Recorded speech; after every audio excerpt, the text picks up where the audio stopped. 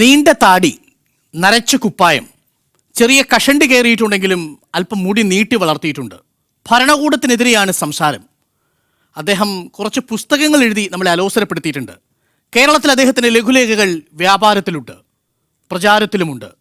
UAPA ചുമത്തിയെടുക്കാൻ പറ്റിയ ഒന്നാം തരം മുതലാണ്. പേര് കാറൽ മാക്സ്.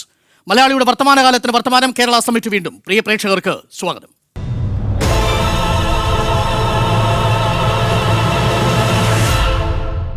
ചിത്രീകരണത്തിന് മുമ്പ് പതിവ് പോലെ പ്രേക്ഷകരിലേക്ക് ഞങ്ങൾ എത്തുന്നത് ഫേസ്ബുക്കിൻ്റെ ലൈവ് സംവിധാനം ഉപയോഗിച്ചുകൊണ്ടാണ്.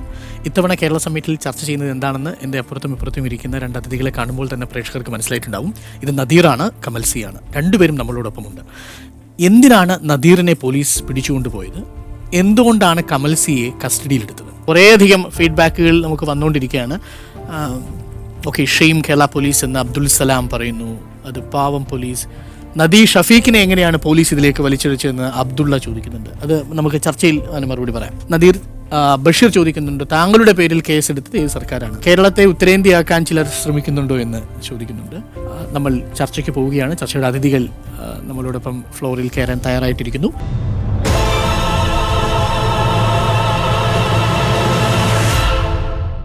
കമ്മ്യൂണിസ്റ്റ് മാനിഫെസ്റ്റോ എന്തു മുതലാണ് ഒരു ക്രിമിനൽ ഒഫൻസിന്റെ തൊണ്ടി മുതലായി തീർന്നത്? അല്ലെങ്കിൽ കമൽസി ചവറയുടെ വീട്ടിൽ നിന്ന് പിടിച്ചുകൊണ്ടുപോകുമ്പോൾ കമ്മ്യൂണിസ്റ്റ് മാനിഫെസ്റ്റോ അതിൽ ഉൾപ്പെടുമായിരുന്നില്ലല്ലോ. അതും കമ്മ്യൂണിസ്റ്റ് ഭരണത്തിന്റെ കീഴിൽ കമ്മ്യൂണിസ്റ്റ് മാനിഫെസ്റ്റോ പോലീസുകാർക്ക് തൊണ്ടി മുതലാവുന്ന കാലം. കേരള സമ്മിറ്റ് അന്വേഷിക്കുകയാണ്, നദീറിനെ അറസ്റ്റ് ചെയ്തുകൊണ്ടുപോയത് എന്തിനാണ്? കമൽസി ചവറയെ എന്തിനാണ് കസ്റ്റഡിയിലെടുത്തത്? പോലീസ് കാക്കിയിൽ കാവിയാണോ കലരുന്നത്? ആഭ്യന്തരമന്ത്രിയുടെ ശരീരത്ത് പതിഞ്ഞ ബൂട്ടിന്റെ കാൽപ്പാട് എങ്ങനെയാണ് പോലീസിന്റെ അതിക്രമമായി മാറുന്നത്? കേരള സമ്മിറ്റ് അന്വേഷിക്കുന്നു. പോലീസ് രാജ്യത്തെ ഊപ്പത്തരങ്ങൾ. ഈ ചർച്ചയിൽ പങ്കെടുക്കുന്നത് ഇവരാണ്: AIYF സംസ്ഥാന secretary Shri Mahesh Kakkath, retired SP Shri Subhash Babu, DYFI സംസ്ഥാന വൈസ് പ്രസിഡന്റ് ശ്രീ നിധിൻ കണിച്ചേരി, മനുഷ്യാവകാശ പ്രവർത്തകൻ ശ്രീ CK അബ്ദുൽ അസീസ്, ശ്രീ നദീർ, എഴുത്തുകാരൻ ശ്രീ കമൽസി ചാവറ, പോലീസിനെ കുറിച്ചുള്ള പഠനം നടത്തിയതിന് നല്ല നടത്തിപ്പിന് ശാസിക്കപ്പെട്ട ശ്രീ KV ഷാജി, മലയാളം സർവകലാശാല അസിസ്റ്റന്റ് പ്രൊഫസർ ശ്രീ മുഹമ്മദ് റാഫി, മനുഷ്യാവകാശ പ്രവർത്തകൻ ശ്രീ ഷഫീഖ് സുബൈദ ഹക്കീം, ഒപ്പം ജനകീയ മനുഷ്യാവകാശ പ്രവർത്തകരും സാധാരണ ജനങ്ങളും ഈ ചർച്ചയിൽ പങ്കെടുക്കുന്നു. ഞാൻ നദീറിൽ നിന്ന് തുടങ്ങാം. നദീർ, അന്ന് പോലീസ് സ്റ്റേഷനിൽ സംഭവിച്ച നദീറിനെ ഇപ്പോഴും അലോസരപ്പെടുത്തുന്നത് എന്തോർമ്മയാണ്? സുഹൃത്ത് കമൽസി ചവറയ്ക്ക് ഒപ്പം മെഡിക്കൽ കോളേജ് പോയതായിരുന്നു. അദ്ദേഹത്തിന് ഭക്ഷണം വാങ്ങാൻ വേണ്ടി വെളിയിൽ പോയ സമയത്താണ് മെഡിക്കൽ കോളേജ് പോലീസ് 3 പേരും മഫ്തിയിൽ വന്ന് കസ്റ്റഡിയിലെടുക്കുന്നത്. എടുത്തു മെഡിക്കൽ കോളേജ് പോലീസ് സ്റ്റേഷനിലേക്ക് കൊണ്ടുപോയി. അവിടെ എത്തിയിട്ട് എന്താണ് കാര്യമെന്ന് ചോദിച്ചിട്ടും കുറച്ച് സമയമൊന്നും അവരൊന്നും പറയാൻ തയ്യാറായിട്ടില്ലായിരുന്നു. കുറച്ച് കഴിഞ്ഞപ്പോൾ ഓഫീസേഴ്സ് വരും പറയുമെന്ന് പറഞ്ഞു. കുറച്ച് കഴിഞ്ഞപ്പോൾ ഒരു ഓഫീസർ വന്നു. അദ്ദേഹം ക്രൈം നമ്പർ പറഞ്ഞു തന്നു, 148/16 എന്ന് പറയുന്ന ക്രൈം നമ്പർ പറഞ്ഞു തന്നു. അപ്പോൾ ഏത് കേസുമായിട്ട് ബന്ധപ്പെട്ടിട്ടാണ്, എന്താണ് സെഷൻ, ഏതാണ് പോലീസ് സ്റ്റേഷൻ, ഒന്നും ഡീറ്റെയിൽ അപ്പോൾ പറഞ്ഞിട്ടുണ്ടായിരുന്നില്ല. കുറച്ച് സമയം കഴിഞ്ഞ് എൻ്റെ 2 സുഹൃത്തുക്കളൊന്നും അവരെ കാണാൻ വേണ്ടി സമ്മതിച്ചു. അവരോട് ഇതേ ക്രൈം നമ്പറാണ്, ആറളം പോലീസ് സ്റ്റേഷനിലുള്ളൊരു ക്രൈമാണ്, ബാക്കി ഡീറ്റെയിൽസ് ഒന്നും പറയാൻ തയ്യാറായിട്ടുണ്ടായിരുന്നില്ല. പിന്നീട് കുറച്ച് കഴിഞ്ഞു അദ്ദേഹം, എൻ്റെ SI വന്നു. അദ്ദേഹത്തിൻ്റെ ഫോട്ടോ എടുക്കാൻ നോക്കിയപ്പോൾ ഞാൻ അദ്ദേഹത്തോട് പറഞ്ഞു ഫോട്ടോ എടുക്കാൻ കഴിയില്ല, കാരണം ഫോട്ടോ നിങ്ങളെ CCTV ക്യാമറയുടെ താഴെ തന്നെയാണ് ഞാൻ ഇരിക്കുന്നത്. നിങ്ങൾ ഒരു ഭക്ഷണം വാങ്ങിക്കാൻ വെളിയിലേക്ക് വന്ന ഒരാളെ സ്റ്റേഷനിലേക്ക് വിളിച്ചു വരുത്തുകയും ഫോട്ടോ എടുക്കുകയും ചെയ്യുന്നത് എന്തിൻ്റെ അടിസ്ഥാനത്തിലാണ്, എന്താണ് കുറ്റം എന്ന് ചോദിച്ചു. അപ്പോൾ അദ്ദേഹം വളരെ ആശായിട്ടാണ് മെഡിക്കൽ കോളേജ് SI ആയിട്ടുള്ള അദ്ദേഹത്തിൻ്റെ പേര് മറന്നു അദ്ദേഹം എന്നോട് പെരുമാറിയത്. എന്താണ് അയാൾ പറഞ്ഞത്? അദ്ദേഹം പറഞ്ഞത് പോലീസ് സ്റ്റേഷനിലെത്തുമ്പോൾ പോലീസ് സ്റ്റേഷനിൽ അതിൻ്റേതായ ഓരോ നിയമവശങ്ങളുണ്ട്. ഇവിടെ എത്തുന്നതിന് SHO ആയിട്ടുള്ള എനിക്ക് ആണ് ഞാനാണ് ഇവിടെ കാര്യങ്ങൾ നോക്കുന്നത്. ഇവിടെ വരുന്ന ആളുകളോട് എങ്ങനെ പെരുമാറണമെന്ന് എനിക്കറിയാം. അപ്പോൾ ഫോട്ടോ എടുക്കണോ വേണ്ടയോ എന്ന് ഇവിടെ വരുന്ന പ്രതിയായിട്ടുള്ള താങ്കളല്ല തീരുമാനിക്കാമെന്ന് പറഞ്ഞു. അപ്പം ഞാൻ ചോദിച്ചു, ഞാനൊരു പ്രതിയല്ല, എന്നെ ഭക്ഷണം വാങ്ങിക്കാൻ വേണ്ടി വെളിയിൽ പോവുകയും അപ്പോൾ പോലീസ് കസ്റ്റഡിയിലെടുക്കുകയും ചെയ്തതാണ്. എന്താണ് കേസെന്ന് പോലും എന്നോട് പറഞ്ഞിട്ടില്ല. ഒരു പേപ്പർ അല്ലെങ്കിൽ ഒരു രീതിയിലുള്ള നിയമവശങ്ങളും ഒന്നും പാലിക്കാതെയാണ് അറസ്റ്റ് ചെയ്തു എന്ന് പോലും പറഞ്ഞിട്ടില്ല. അപ്പോൾ നിങ്ങൾ അറസ്റ്റ് ചെയ്യുകയാണെങ്കിൽ നിങ്ങൾ ഫോട്ടോ എടുക്കാം എന്ന് പറഞ്ഞു. അപ്പോൾ അദ്ദേഹം ആറളത്തേക്ക് വിളിച്ചു ചോദിച്ചപ്പോൾ അദ്ദേഹം എന്നോട് പറഞ്ഞു, ഞാൻ നിങ്ങളെ അറസ്റ്റ് ചെയ്തിരിക്കുന്നു എന്ന് പറഞ്ഞു. മെഡിക്കൽ കോളേജ് SI പറഞ്ഞു, നിങ്ങൾ അവിടുന്ന് ആറളം പോലീസ് അറസ്റ്റ് ചെയ്തിരിക്കുന്നു, ഞാൻ നിങ്ങളെ അറസ്റ്റ് ചെയ്തു എന്ന് തന്നെ ഞാൻ നിങ്ങളോട് ഉറപ്പിച്ച് പറയുന്നു. അപ്പം കുഴപ്പമില്ല. അപ്പോൾ ഫോട്ടോ എടുത്ത് കഴിഞ്ഞ ഉടനെ ഇദ്ദേഹം ചെയ്തതെന്ന് പറഞ്ഞാൽ എന്നെ ലോക്കപ്പിലിടുകയാണ് ചെയ്തത്. ലോക്കപ്പിലിട്ട് താഴിട്ട് പൂട്ടി. ലോക്കപ്പിലിട്ടോ? ലോക്കപ്പിലിടുകയാണ് ചെയ്തത്. നിധിൻ, ഈ നദീറിനെ ലോക്കപ്പിലിട്ടത് എന്തിനായിരിക്കും? പോലീസ് സ്റ്റേഷനിൽ ലോക്കപ്പിലിട്ടതിൻ്റെ മറുപടി പറയേണ്ട ആൾ ഞാനല്ല. ഇതിലെന്തായാലും നദീറിനെ പോലെയുള്ള ആളുകൾക്ക് ഇത്തരത്തിലുള്ള അനുഭവം ഉണ്ടാകാൻ പാടില്ലായിരുന്നു എന്ന് തന്നെയാണ് ഗവൺമെൻറ് മാത്രമല്ല ഇതിൽ വിശദീകരിച്ചിട്ടുമുണ്ട്. പിന്നീട് നദീറിനെ അറസ്റ്റ് ചെയ്തത് അല്ലെങ്കിൽ അറസ്റ്റ് രേഖപ്പെടുത്താൻ വേണ്ടി ശ്രമിച്ചത് 2016 മാർച്ച് മാസത്തിലോ മറ്റോ അന്ന് പോലീസ് എടുത്ത ഏതോ ഒരു കേസുമായി ബന്ധപ്പെട്ടാണ് അറസ്റ്റ് ചെയ്യാൻ വേണ്ടി പരിശ്രമിച്ചതെന്നാണ് മനസ്സിലാവുന്നത്. പക്ഷേ അതിൽ അയാൾ കുറ്റവാളിയല്ല അല്ലെങ്കിൽ അത് കുറ്റാരോപിതനല്ല എന്ന് മനസ്സിലാക്കിയ നിമിഷം തന്നെ അദ്ദേഹത്തെ പുറത്തുവിടാൻ വേണ്ടിയിട്ടുള്ള നിലപാടാണ് സർക്കാരിന്റെ ഭാഗത്തു നിന്നുണ്ടായിട്ടുള്ളത്. വളരെ എളുപ്പം അങ്ങനെയാണ് പുറത്ത് പോവുകയും നദീർ പുറത്തു വന്നത് തന്നെ സർക്കാരിന്റെ ഇടപെടൽ ഭാഗമായിട്ടാണ്. പുറത്ത് വന്നിട്ടും എന്താണ്, എനിക്ക് തന്ന നോട്ടീസ് എൻ്റെ കയ്യിലുണ്ട്. നിങ്ങൾ Aralam police station crime number 14816 കേസിന്റെ അന്വേഷണവുമായി ബന്ധപ്പെട്ട് 4/1/2017 തീയതി 10 മണിക്ക് ഇരിട്ടി ഡെപ്യൂട്ടി പോലീസ് സൂപ്രണ്ടിന്റെ ഓഫീസിൽ ഹാജരാവേണ്ടതാണ്. അത് കഴിഞ്ഞിട്ട് അതിന്റെ ഒഫീഷ്യലായിട്ട് വേറെ ഡീറ്റെയിൽസൊന്നും എന്നെ അറിയിച്ചിട്ടും കാര്യങ്ങളൊന്നുമില്ല. അതിന്റെ എഫ്ഐആർ എനിക്ക് പറയാമോ? അതിൽ പറഞ്ഞിരിക്കുന്ന മാവോയിസ്റ്റ് പ്രവർത്തകരായ സുന്ദരി, കന്യാകുമാരി, CP മൊയ്തീൻ, കൂടാതെ കണ്ടാൽ അറിയാവുന്ന 3 പേർ. ഈ കണ്ടാൽ അറിയാവുന്ന 3 പേരിലാണ് നദീർ എന്ന പേര് അവർ ചേർത്തോ ഇല്ലയോ എന്നുള്ളത് അതിന്റെ ടെക്നിക്കൽ വശമാണ്. അതെനിക്ക് ഇപ്പോഴും അതിൽ വ്യക്തത ഇപ്പോഴും കിട്ടിയിട്ടില്ല. റൈറ്റ്. സുഭാഷ് ബാബു, ഇതാണോ പോലീസിന്റെ ഒരു നടപടിച്ചട്ടം? ഇങ്ങനെയാണോ പോലീസ് ഒരു നടപടിക്രമം പാലിക്കേണ്ടത്? കണ്ടാൽ അറിയാവുന്ന 3 പേരിൽ നദീർ എങ്ങനെ ഉൾപ്പെട്ടു എന്നുള്ളത് ആദ്യത്തെ പ്രശ്നം. രണ്ടാമത്തെ പ്രശ്നം, കണ്ടാൽ അറിയാവുന്ന നദീറിന്റെ ഫോട്ടോ എങ്ങനെയാണ് പോലീസിന്റെ കയ്യിൽ വന്നത് എന്നുള്ളത് രണ്ടാമത്തെ പ്രശ്നം. മൂന്നാമത്തെ പ്രശ്നം, ഒരു സാധാരണ ചോദ്യം ചെയ്യൽ പോലുമല്ല, ലോക്കപ്പിലേക്ക് കൊണ്ടുപോയി ഇടുകയാണ് ചെയ്യുന്നത്. ഇങ്ങനെയൊക്കെ തന്നെയാണോ കേരള പോലീസ് പ്രവർത്തിക്കുന്നത്? അല്ല, ഈ കേസ് ഒരു സ്ത്രീയുടെ പരാതിയുടെ അടിസ്ഥാനത്തിൽ രജിസ്റ്റർ ചെയ്തതാണ്. കേസ് രജിസ്റ്റർ ചെയ്യുമ്പോൾ അതിന് വ്യക്തമായിട്ട് പ്രതികളുടെ 3 പേരുടെ പേര് പറഞ്ഞിട്ടുണ്ട്. ബാക്കി കണ്ടാൽ അറിയാവുന്ന ആളുകളെന്ന് പറഞ്ഞു. അത് അവരെ ചോദ്യം ചെയ്തും ബാക്കി അതുമായി ബന്ധപ്പെട്ട് തെളിവ് ശേഖരണത്തിൻ്റെ അടിസ്ഥാനത്തിലായിരിക്കും ഏതെങ്കിലും വ്യക്തികളിലേക്ക് സംശയം പോകുന്നത്. അങ്ങനെ ആരുടെയെങ്കിലും പേരിൽ സംശയമുണ്ടെങ്കിൽ ആ സംശയമുള്ള ആളെ പോലീസ് ചോദ്യം ചെയ്യാനുള്ള അധികാരം പോലീസിനുണ്ട്. ഇദ്ദേഹത്തെ കസ്റ്റഡിയിലെടുത്തത് നിലനിൽക്കാത്തൊരു കേസിന്റെ മുകളിലാണ് സംസ്ഥാന പോലീസ് മേധാവി ചാനലിനോട് പറയുന്നതിന് മുമ്പ് വേണ്ടിയിരുന്നത് ആ ഉദ്യോഗസ്ഥനെ സസ്പെൻഡ് ചെയ്തിട്ടാണ് സംസാരിക്കേണ്ടത്. രണ്ടാമത്തെ കേസും കൂടി ഓപ്പൺ ചെയ്യുന്നു. കമലിനെ പോലീസ് അറസ്റ്റ് ചെയ്യുമ്പോൾ കമലിനോട് പറഞ്ഞത്, പോലീസിൽ നിന്ന് കമലിന് കിട്ടിയ പ്രഥമ വിവരം എന്താണ്? പോലീസിൽ നിന്ന് കിട്ടിയ പ്രഥമ വിവരം 124A എന്ന് തന്നെ പറയുന്നോ അതോ എഴുതി കണ്ടോ? പറഞ്ഞോ എന്ന് വീണ്ടും ചോദിക്കരുത്. അത് തന്നെ ഭയങ്കര പ്രശ്നമാണ്. FIR ഇടുകയും 124 FIRനകത്ത് ഉണ്ടാവുകയും നിങ്ങളുടെ നട്ടല് തല്ലി ഒടിച്ചിട്ട് നിന്നെ കോഴിക്കോട് നിന്ന് ഇവിടെ വരുത്താൻ. കാര്യം എൻ്റെ പോലീസ് സ്റ്റേഷൻ ചവറയാണ്, തറവാട് നിൽക്കുന്ന പോലീസ് സ്റ്റേഷൻ ചവറയാണ്. ഈ കേസ് കരുനാഗപ്പള്ളി പോലീസാണ് എടുത്തിരിക്കുന്നത്. പിന്നെ കഴിഞ്ഞ 3 വർഷത്തോളമായിട്ട് ഞാൻ കുന്നമംഗലത്താണ് താമസിക്കുന്നത്. ഇവർ പറയുന്ന ക്രൈം ഞാൻ ചെയ്തിട്ടുണ്ടെങ്കിൽ അത് ചെയ്തത് കുന്നമംഗലത്ത് വെച്ചിട്ടാണ്. കുന്നമംഗലം പോലീസ് സ്റ്റേഷനിൽ എന്തെങ്കിലും വിവരമോ കേസോ ഒന്നും നിലനിൽക്കുന്നില്ല. ചവറ എൻ്റെ തറവാടാണ്. അവിടെ റെയ്ഡ് ചെയ്തിട്ടാണ് ഇവർ കമ്മ്യൂണിസ്റ്റ് മാനിഫെസ്റ്റോയും എൻ്റെ 3 പുസ്തകങ്ങളും ചെറിയ കുട്ടികളുടെ എന്തൊക്കെയോ പുസ്തകങ്ങളും ഒക്കെ എടുത്തുകൊണ്ട് പോകുന്നത് ചേട്ടൻ്റെ മക്കളുടെ. നിതിൻ കിടശ്ശേരി, കമ്മ്യൂണിസ്റ്റ് മാനിഫെസ്റ്റോ തൊണ്ടി മുതലായത് എന്ന് മുതലാണ് കേരളത്തിൽ? അത് ആ എടുത്തുകൊണ്ട് പോയ പോലീസുകാരനോടാണ് ചോദിക്കുന്നത്. താങ്കളുടെ ആഭ്യന്തര വകുപ്പ് മന്ത്രിയുടെ കീഴിലാണ്. ആ പോലീസുകാരൻ ആകാശത്തുനിന്ന് ഇടിഞ്ഞു വീണയല്ല. പറഞ്ഞല്ലോ, ആ പോലീസുകാരൻ പെട്ടെന്ന് വന്നല്ല. മുഖ്യമന്ത്രി തന്നെ പറഞ്ഞു ഇദ്ദേഹത്തിനെതിരായി, കമൽ സി ചവറയ്ക്കെതിരായി എടുത്ത കേസുകൾ നിലനിൽക്കുന്നതല്ല, അത് ഒഴിവാക്കണം, അങ്ങനെ എടുക്കരുത് എന്ന നിലപാടെടുത്തൊരു മുഖ്യമന്ത്രി ഇന്ന് കേരളത്തിലുണ്ട്. ഗവൺമെന്റ് അതാണ്, ഗവൺമെന്റിന്റെ സ്റ്റാൻഡ് ആണ്. പോലീസുകാർ പ്രധാനപ്പെട്ട ഒരു ചോദ്യം ഞാൻ ചോദിച്ചോട്ടെ. ഒരു SIക്ക് 124 പ്രകാരം, അത് സുപ്രീം കോടതി പറഞ്ഞിട്ടുള്ളതാണ്, ഇത് വളരെ സൂക്ഷിച്ചുപയോഗിക്കേണ്ട ഒരു വകുപ്പെന്ന് പറയുകയും മനുഷ്യാവകാശ പ്രവർത്തകർ UAPAയും ഇത് എടുത്തു കളയണമെന്ന് ആവശ്യപ്പെടുകയൊക്കെ ചെയ്തിട്ടുള്ള കാലമാണിത്. അവിടെ എനിക്കെതിരെ അങ്ങനൊരു വകുപ്പ് ചുമത്തുന്ന സമയത്ത് ഞാൻ മനസ്സിലാക്കുന്നത് ആഭ്യന്തര വകുപ്പുമായിട്ടോ DGP ആയിട്ടോ ആലോചിക്കാതെ ഒരു സാധാരണ SIക്ക് ഈ വകുപ്പിടാൻ പറ്റുമോ? ആലോചിച്ചിട്ടുണ്ടാവില്ലേ? ആലോചിച്ച് കാണണമെന്നില്ല എന്നാണ് എനിക്ക് തോന്നുന്നത്. എന്റെ പരിമിതമായ അറിവ് വെച്ച്, അല്ലെങ്കിൽ ഉത്തരവാദിത്തത്തോട് മറ്റാളുകൾ ആവശ്യമില്ല. ഉദ്യോഗസ്ഥ സ്വമേധയാ എടുക്കാം. ഇന്ന് DGP അങ്ങനല്ല പറഞ്ഞിരിക്കുന്നത്. ജില്ലാ പോലീസ് മേധാവിയുടെ അറിവോട് കൂടി വേണമെന്നാണ്. ആഭ്യന്തര മന്ത്രിക്ക്, സംസ്ഥാന ആഭ്യന്തര മന്ത്രിക്കും വകുപ്പിനും ഈ പറയുന്ന പോലീസുകാരിൽ യാതൊരുവിധ നിയന്ത്രണങ്ങളും നിലവിലില്ല എന്നുള്ള ഏറ്റവും പ്രധാനപ്പെട്ട പോയിന്റാണ്. നിയന്ത്രണം ഉള്ളത് കൊണ്ടാണ് ഒഴിവാക്കപ്പെട്ടത്. നിയന്ത്രണം ഇല്ല. അത് രണ്ടാമത്തെ കാര്യം. പ്രശ്നമുണ്ട്. നിങ്ങൾ സമ്മർദ്ദത്തിലാവുന്ന നിമിഷം നിങ്ങളുടെ രാഷ്ട്രീയ സദാചാരം ഉപയോഗിച്ചിട്ട് വളരെ പെട്ടെന്ന് നിങ്ങൾ ഈ 2 കേസും പിൻവലിച്ചു. കേരളത്തിന്റെ ചരിത്രത്തിൽ ഇതുവരെ UAPO 124 വന്ന കേസിൽ പ്രതികളെ വെറുതെ വിട്ടിട്ടില്ല. പിൻവലിച്ച ചരിത്രമില്ല. അത് തന്നെയല്ലേ ഞാൻ പറയുന്നത്. നിലവിലുള്ള ഗവൺമെന്റ് സുഭാഷ് അതായത് ഇവരെ വെറുതെ വിട്ടിട്ടില്ല എന്നാണ് മനസ്സിലാക്കേണ്ടത്. അല്ല, കമൽസി വളരെ ഇമ്പോർട്ടന്റ് ആയിട്ടുള്ള കാര്യം. സുഭാഷ്, ഞാൻ മനസ്സിലാക്കുന്നത് കമൽസിയെ വെറുതെ വിട്ടിട്ടില്ല എന്നാണോ? വെറുതെ വിട്ടിട്ടില്ല.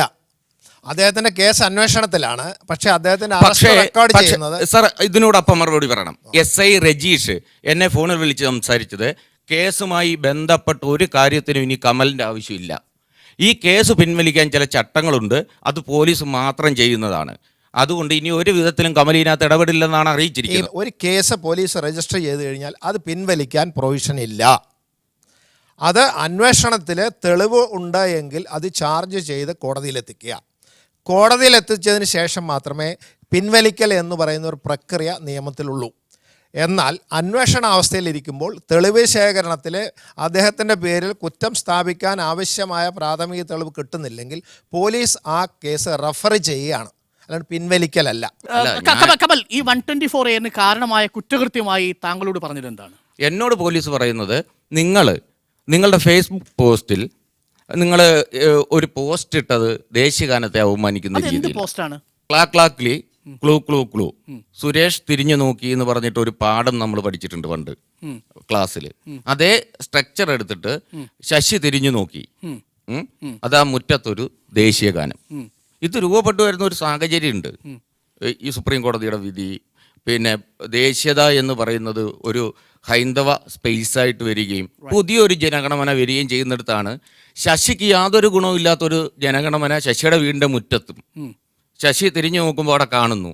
തിരിച്ച് ശശി വീണ്ടും തിരിഞ്ഞു നോക്കുമ്പോൾ അവിടെ ജനഗണമന ഇല്ല. ശശി ഒരു തെറിപ്പത് ഉപയോഗിക്കുന്നുണ്ട് അവിടെ. അങ്ങനെ ചമ്മിപ്പോയി. കമലിനോട് ഒരു പ്രേക്ഷകൻ നമ്മളോടൊപ്പം ചോദിച്ച ചോദ്യമാണ്, മഹാത്മാഗാന്ധിയെ പോലെ തന്നെയാണ് ഞങ്ങൾക്ക് ദേശീയഗാനവും, ദേശീയഗാനത്തെ അവഹേളിച്ചിട്ടുണ്ടെങ്കിൽ കേസ് എടുക്കേണ്ടതാണ് എന്ന് സജു എന്നൊരു ഒരു പ്രേക്ഷകൻ താങ്കൾക്കൊരു ചോദ്യമായിട്ട് ഉന്നയിക്കുന്നുണ്ട്. ഞാൻ ഒരു നിയമവും ലംഘിച്ചിട്ടില്ല. ഞാൻ ചെയ്തത് ഒരു കുറ്റകൃത്യമല്ല, ഞാൻ ചെയ്തത് ഒരു വിമർശനമാണ്. ദേശീയഗാനത്തെ വിമർശിക്കാനുള്ള അവകാശം എനിക്ക് ഉണ്ടെന്നാണ് ഞാൻ വിശ്വസിക്കുന്നത്. ക്ലീ എന്ന് എഴുതിയാൽ പോലീസ് പിടിക്കുമെങ്കിൽ പിന്നെ ഞങ്ങൾ എങ്ങനെ എന്ത് എഴുതും സാർ എന്നൊരു വലിയ ചോദ്യം കമൽസി മുന്നോട്ട് വയ്ക്കുന്നുണ്ട്. ഈ സർക്കാർ ഇടതുപക്ഷ സർക്കാരാണ് എന്നുള്ളത് ആരാണ് മറക്കുന്നത്? ഇടവേളയ്ക്ക് ശേഷം ശ്രീ മഹേഷ്, ഇതൊക്കെ സംഭവിച്ചുകൊണ്ടിരിക്കുന്നത് പിണറായി വിജയൻ മുഖ്യമന്ത്രിയായ, ആഭ്യന്തര വകുപ്പ് മന്ത്രിയായ കമ്മ്യൂണിസ്റ്റ് പാർട്ടി ഭരിക്കുന്ന കേരളത്തിലാണ്. ഇത് രമേശ് ചെന്നിത്തലയോ ഉമ്മൻചാണ്ടിയുടെയോ കാലത്തല്ല ഇത് സംഭവിക്കുന്നത്. എന്തു തോന്നുന്നു? ഇതിനകത്ത് ഞങ്ങളുടെ വിമർശനം ഞങ്ങൾ നേരത്തെ തന്നെ പരസ്യമായിട്ട് പറഞ്ഞതാണ്. പക്ഷെ കേരളത്തിലെ പോലീസിനെ കുറിച്ചുള്ള ചർച്ച കേവലം നദീറിൻ്റെയും കമൽ ചൗറിയുമായി ബന്ധപ്പെട്ടെടുത്ത കേസുമായി ബന്ധപ്പെട്ട് മാത്രം ചർച്ച ചെയ്യേണ്ടതല്ല എന്നുള്ള അഭിപ്രായമാണ് ഇവിടെ സൂചിപ്പിക്കാനുള്ളത്. രണ്ട് കാര്യങ്ങളുണ്ട്. ഇന്നലെ വന്ന വാർത്തയുണ്ട്. Police complaint authority chairman justice നാരായണക്കുറുപ്പിൻ്റെതായി വന്ന വാർത്തക്കകത്ത് പറയുന്നത് കഴിഞ്ഞ 5 വർഷക്കാലത്തിനിടയിൽ പോലീസ് അതിക്രമവും അമിത അധികാര പ്രയോഗത്തിൻ്റെയും ഭാഗമായിട്ടുള്ള 15,000-ലേറെ കേസുകൾ കംപ്ലൈൻറ്റ് അതോറിറ്റി കിട്ടിയിരിക്കുകയാണ്. അപ്പോൾ കേരള പോലീസ് കാലങ്ങളായി ഇങ്ങനെ പോയിക്കൊണ്ടിരിക്കുകയാണ്. ഇത് അവസാനിക്കണം. ഇടതുപക്ഷ ജനാധിപത്യ മുന്നണിയുടെ ഭരണകാലത്ത് ഇത് പാടില്ല എന്ന് പറയുന്ന ഒരു കാര്യം ഞാൻ ഒന്നുകൂടെ പറഞ്ഞോട്ടെ.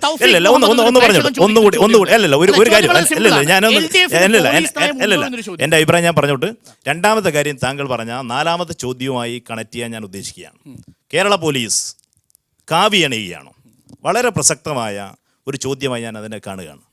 അതിൻ്റെ അകത്ത് കേരളത്തിലെ ഉന്നത പോലീസ് അധികാരി ബെഹ്റയുടെ നിലപാടുകൾ പലപ്പോഴും ഈ കേരളത്തിലെ RSSകാരുടെ അനുകൂലമായി വരുന്നു എന്ന് പബ്ലിക്കിന്, പൊതുജനത്തിന് തോന്നിക്കുന്ന തരത്തിലുള്ള ഇടപെടൽ ഈ കോഴിക്കോട് ഉൾപ്പെടെയുണ്ടായ സംഭവങ്ങളുണ്ട്. മാവോയിസ്റ്റുകൾ കൊല്ലപ്പെട്ട സന്ദർഭങ്ങൾ ഉൾപ്പെടെ അവരിടപെട്ട കേസുകൾ, ദേശീയഗാനം പരസ്യമായി റോഡിൽ സമരമുഖത്ത് ആലോചിച്ചതിൻ്റെ പേരിൽ പോലീസ് കേസെടുക്കാൻ തയ്യാറായില്ല. ഇത് നമ്മൾ ചർച്ച ചെയ്യേണ്ട കാര്യമാണ്. എൻ്റെ ഒരു ബലമായ സംശയം, ഈ CPM-നോ ഇടതുപക്ഷത്തിനോ ഒരു പോലീസ് നയം ഉണ്ടോ? ഇപ്പോൾ പോലീസിനെ കുറിച്ച്, പോലീസ് ഭരണകൂടത്തിൻ്റെ മർദ്ദനോപ ഉപകരണമാണ് എന്നുള്ളൊരു പൊതു കൺസെപ്റ്റ് മാർക്സിസ്റ്റ് വിശ്വാസികൾക്കൊക്കെ ഉണ്ട്. പോലീസ് എന്ന് പറഞ്ഞാൽ നിയന്ത്രിത ബലപ്രയോഗത്തിനുള്ള ഉപാധിയാണ്. പോലീസ് ഇല്ലാത്ത ഒരു സമൂഹത്തെക്കുറിച്ച്, സാമൂഹ്യ ജീവിതത്തെക്കുറിച്ച് ആരെങ്കിലും ചിന്തിക്കാൻ പറ്റുമോ?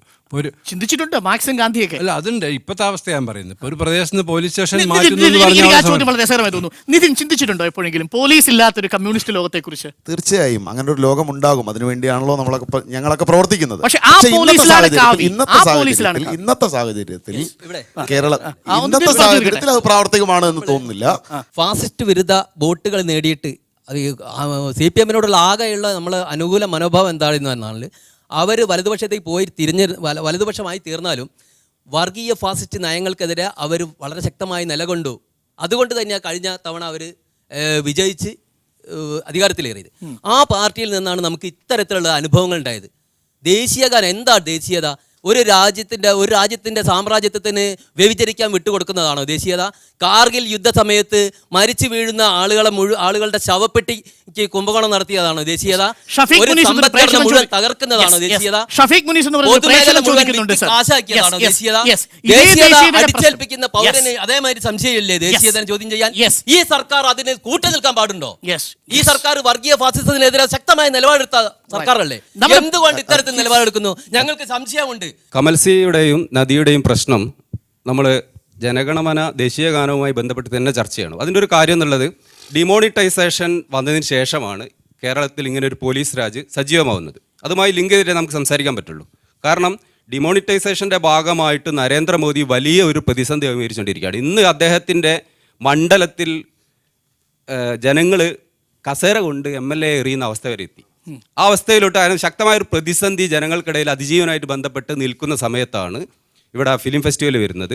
അതുമായി ബന്ധപ്പെട്ട് ദേശീയ ഗാനത്തിൻ്റെ ഇഷ്യൂ വരുന്നത്. അതിനുശേഷം ഒരുപാട് ഇതേപോലുള്ള അറസ്റ്റുകളും UAPA ചുമത്തലും വരുന്നത്. UAPA ചുമത്തലിന് തന്നെയുള്ള അനീതി നമ്മൾ ആലോചിക്കണം. ഷംസുദ്ദീൻ പാലത്ത് എന്ന് പറയുന്ന ഒരു മുസ്ലിം മതപണ്ഡിതന് UAPA ഇല്ല. അതേ കുറ്റം ചെയ്യുന്ന UAPA ഉണ്ട്. അതേ കുറ്റം ചെയ്യുന്ന ശശികലയ്ക്ക് UAPA ഇല്ല. ഇങ്ങനെ എല്ലാ കാര്യത്തിലും വിവേചനവും അതേപോലെ തന്നെ ഈ DGP എന്ന് പറയുന്ന വ്യക്തി DGP എന്നുള്ള വ്യക്തിയിൽ കൂടി ഒരു പോലീസ് എക്സിക്യൂട്ടീവ് നടത്തിക്കൊണ്ടിരിക്കുന്നത് കൃത്യമായിട്ടും യുവമോർച്ചയുടെയും സംഘപരിവാരത്തിൻ്റെയും അജണ്ടകളാണ് ഇദ്ദേഹം നടപ്പാക്കിക്കൊണ്ടിരിക്കുന്നത്. പോലീസിന്റെ തന്നെ ഒരു നിയമമുണ്ടല്ലോ, ആ നിയമത്തിന്റെ നൈതിക അതെ ഇൻവെസ്റ്റിഗേഷൻ മാത്രമല്ല ഒരു പോലീസ് ഓഫീസർ അനുഷ്ഠിക്കേണ്ട കുറച്ച് കാര്യങ്ങളുണ്ടല്ലോ. ഇത് പിന്നെ അതിൽ പ്രധാനമായിട്ടും ഭരണഘടനയാണ് അതിലൊരു പ്രധാന ഘടകം. ഭരണഘടന നിയമങ്ങൾ. അപ്പോൾ ഇതിനൊക്കെ അതിലംഘിച്ചുകൊണ്ട് ഇപ്പോൾ ഇദ്ദേഹത്തിൻ്റെ കാര്യത്തിലോ അല്ലെങ്കിൽ നദീറിൻ്റെ കാര്യത്തിലോ ഒക്കെ പോലെ അതിൽ ചിലപ്പോൾ ഈ ചെയ്യുന്ന പോലീസുകാരന് പേഴ്സണലായിട്ട് എന്തെങ്കിലും മോട്ടീവ് കാണും. ഒരു മോട്ടീവ് ഇല്ലാണ്ട് ചെയ്യൂല. അപ്പോൾ അത്തരത്തിൽ തെറ്റായ മോട്ടീവിൻ്റെ അടിസ്ഥാനത്തിൽ പോലീസുകാർ ഈ തരത്തിലുള്ള അതിക്രമങ്ങൾ ചെയ്താൽ പോലീസ് ആക്ട് അനുസരിച്ച് അതെന്തുകൊണ്ട് എടുക്കുന്നില്ല? രണ്ടു മൂന്ന് സംശയം ഇവിടെ ഉണ്ട്. CRPC 41A പ്രകാരം നോട്ടീസ് കൊടുക്കാതെ ഇദ്ദേഹത്തെ ചോദ്യം ചെയ്യാൻ വിളിച്ചത് ശരിയാണോ തെറ്റാണോ? നോട്ടീസ് കൊടുക്കണം എന്ന് പറഞ്ഞിട്ടില്ല, നോട്ടീസ് കൊടുക്കാം എന്നാ പറഞ്ഞു. നോട്ടീസ് കൊടുക്കണമെന്ന് നിർബന്ധമായി സോറി സാറ് ഇനിയും നിയമം പഠിക്കേണ്ടതുണ്ട്. ജനങ്ങളെ വിഡ്ഢികളാക്കരുത്. സുപ്രീം കോടതി ഉത്തരവിനെ തുടർന്ന് കൃത്യമായി ആദ്യം നോട്ടീസ് കൊടുക്കാവുന്നതാണ് എന്നത് 2014 ഭേദഗതി വരുത്തിക്കൊണ്ട് കൊടുക്കേണ്ടതാണ് എന്ന് ഭേദഗതി വരുത്തി. ആ ഭേദഗതി പോലീസ് പഠിക്കണം, ഉൾപ്പെടെയുള്ള ആളുകൾ പഠിക്കണം. ഞാൻ പറയുന്നേക്ക് അങ്ങനെ നോട്ടീസ് കൊടുക്കേണ്ട എപ്പോഴാണ്? അദ്ദേഹത്തിനെ ചോദ്യം ചെയ്യാൻ വേണ്ടി അദ്ദേഹത്തിന് ബുദ്ധിമുട്ടുണ്ടെങ്കിൽ അദ്ദേഹത്തിന് ഇവിടെ വന്ന് ചോദ്യം ചെയ്യാം. ഞാൻ പറയുന്ന കേൾക്കും മിസ്റ്റർ. എന്താ നിങ്ങൾ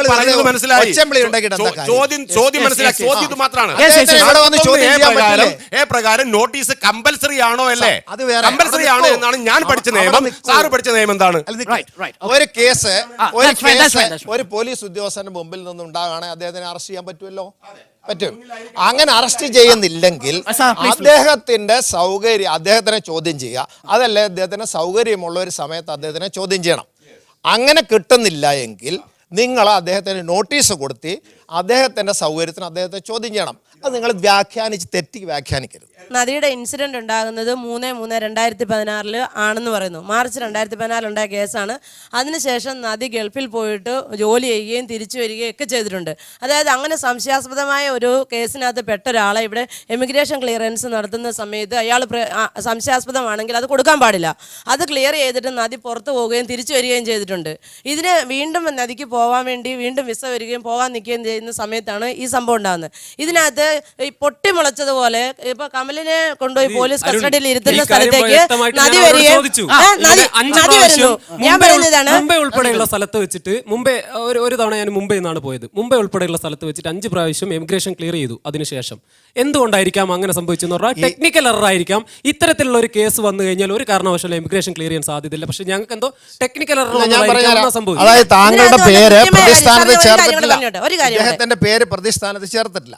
പ്രതിസ്ഥാനത്ത് ചേർത്തതിന് ശേഷം ഇദ്ദേഹം ഈ രാജ്യം വിട്ടു പോകുന്നുണ്ടോ എന്ന് സ്ക്രീൻ ചെയ്യണമെന്നുള്ള രീതിയിൽ അത് എമിഗ്രേഷന് ഈ പോലീസ് റിപ്പോർട്ട് ചെയ്താൽ മാത്രമേ അദ്ദേഹത്തിന് എമിഗ്രേഷൻസ് അവിടുന്ന് ബ്ലോക്ക് ചെയ്യുള്ളൂ. അത് അദ്ദേഹം പ്രതിയാക്കിയിട്ടില്ലല്ലോ. അദ്ദേഹത്തിന് ആണ് എന്ന് സംശയിക്കുന്നു.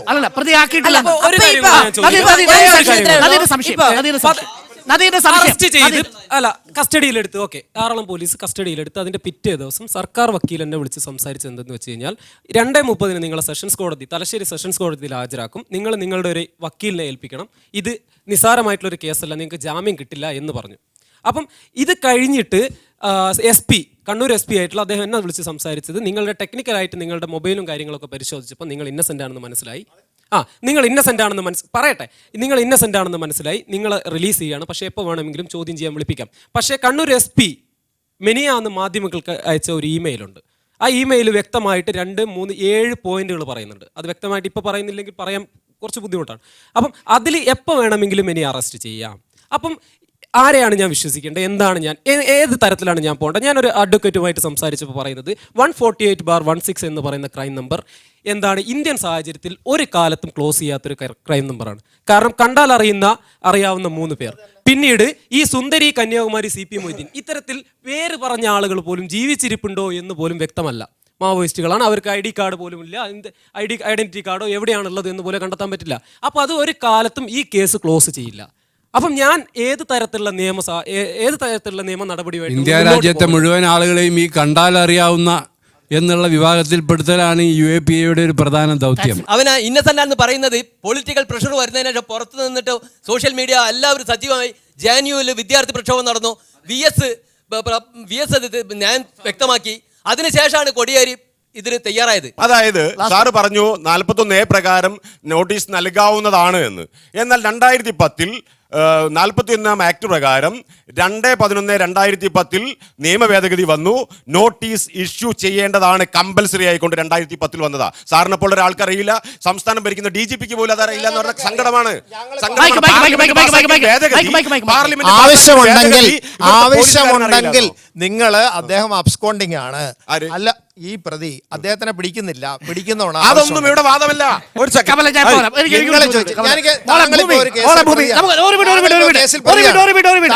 കാണുമ്പോ സുഹൃത്തെ ഞാൻ തരാവുന്നതാണോ പറയാ ചോദിക്കും. മോളെ അച്ഛന് അച്ഛൻ വീട്ടിൽ നിന്ന് ഒരുപാട് നാളായിട്ട് മാറി നിൽക്കുകയായിരുന്നു. വീട്ടിൽ എല്ലാ ദിവസവും ഉണ്ടായിരുന്നു? ഏകദേശം വരാറുണ്ട് അല്ലേ? അച്ഛൻ അങ്ങനെ ഒളിച്ച് നടക്കുകയായിരുന്നു? അല്ലായിരുന്നല്ലോ. സാറേ, അബ്സ്കോണ്ടിങ് എന്ന് പറഞ്ഞാൽ കമൽ സിയുടെ കാര്യത്തിൽ അബ്സ്കോണ്ടിങ് അല്ല. ഇതാ ഈ കുട്ടി പറയുന്നു. കുട്ടി ഇപ്പം നമ്മുടെ മുമ്പിൽ ഇങ്ങനെ കള്ളം പറയേണ്ട കാര്യമൊന്നുമില്ല. ഈ കുട്ടി തന്നെ പറയുന്നൊരു കാര്യമുണ്ട്. എല്ലാ ദിവസവും വീട്ടിൽ വരുന്ന അച്ഛൻ, എല്ലാ ദിവസവും പൊതുജന മധ്യത്തിൽ പ്രത്യക്ഷപ്പെടുന്ന അച്ഛൻ, നോവൽ എഴുതുന്ന അച്ഛൻ, ഫേസ്ബുക്കിൽ പ്രത്യക്ഷപ്പെടുന്ന അച്ഛൻ, മാധ്യമങ്ങളിൽ പ്രത്യക്ഷപ്പെടുന്ന അച്ഛൻ, അങ്ങനെയുള്ള ഒരാളെ അബ്സ്കോണ്ടഡ് ആയ പ്രതിക്ക് കൊടുക്കേണ്ട പരിഗണന നൽകി നോട്ടീസ് ഇഷ്യൂ ചെയ്യാതെ അറസ്റ്റ് ചെയ്യുമ്പോൾ അല്ല അതൊന്നും ശരിയാണെന്ന് ഞാൻ പറഞ്ഞിട്ടില്ലല്ലോ. ശരി, അദ്ദേഹത്തിനെ അന്വേഷിച്ച് ഇവിടെ വന്ന് അദ്ദേഹത്തിനെ സംബന്ധിച്ചിടത്തോളം ഇവിടെ വന്ന് അദ്ദേഹത്തിനെ കാണുകയാണെങ്കിൽ അദ്ദേഹത്തിനെ ചോദ്യം ചെയ്യാം. വളരെ പ്രധാനപ്പെട്ട ഒരു ചോദ്യം. അതെ, സഖാവ്, CPM-ന് UAPA എന്ന് പറയുന്ന വകുപ്പ് എടുത്തു കളയണം എന്നൊരാവശ്യം മുന്നോട്ട് വെക്കാൻ കഴിയുമോ? അല്ലെങ്കിൽ ഉണ്ടോ നിങ്ങളുടെ നയത്തിൽ? CPI വ്യക്തമാക്കിയിട്ടുണ്ട് ഏത് UAPA എടുത്തു കളയേണ്ട ഒരു വകുപ്പ് തന്നെയാണെന്ന്. അങ്ങനെ ഒരു ചർച്ച CPM-ൽ നടന്നിട്ടുണ്ടോ? CPM-ൽ നടന്നിട്ടില്ല. CPM പറഞ്ഞിട്ടുണ്ട്, ഈ നിയമത്തെ സംബന്ധിച്ച് കൃത്യമായ നിലപാട് CPM-ന്റെ കേന്ദ്ര കമ്മിറ്റി പറഞ്ഞിട്ടുണ്ട്. കേരളത്തിലും നമ്മൾ പറഞ്ഞു, ഈ നിയമം രാഷ്ട്രീയ പ്രതിയോഗികൾക്കോ ആശയപരമായി സമരം നടത്തുന്നവർക്കോ മറ്റാർക്കെങ്കിലും എതിരായോ എടുക്കരുത് എന്ന കൃത്യമായ നിലപാട്.